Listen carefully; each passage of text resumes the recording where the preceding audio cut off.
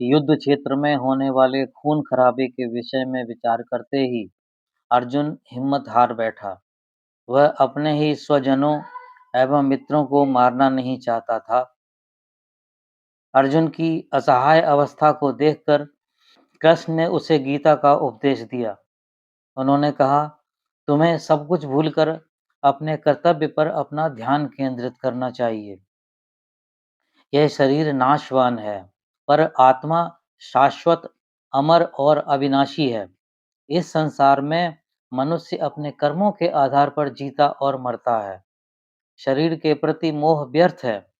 अनासक्त भाव से मनुष्य को फल की चिंता किए बिना कर्म करना चाहिए। फल ईश्वर के अधीन है। एक क्षत्रिय के लिए युद्ध नहीं करने का अर्थ अपने कर्तव्य से विमुख होना है। तुम कायर कहलाओगे, तुम्हारी खिल्ली उड़ेगी और तुम्हें शर्मिंदगी झेलनी होगी। मोह का त्याग कर कर्म करो, यही क्षत्रियोचित व्यवहार होगा। कृष्ण द्वारा कर्मयोग की प्रधानता सुनने के बाद भी अर्जुन का मोह पूरी तरह से नहीं गया।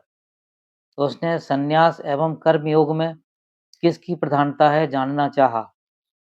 कृष्ण ने कहा, दोनों एक ही हैं। परमात्मा में पूरी तरह शरण लेकर किए गए कर्म से ही मोक्ष प्राप्त होता है।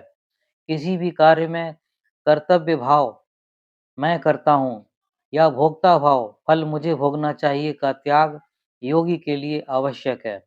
आसक्ति रहित होकर स्वधर्म का पालन आवश्यक है। पुरुष बिना कर्म के क्षण भर भी नहीं रह सकता। अपने स्वभाव एवं वर्ण आश्रम के अनुकूल निष्काम कर्म कर वह मोक्ष प्राप्त कर सकता है।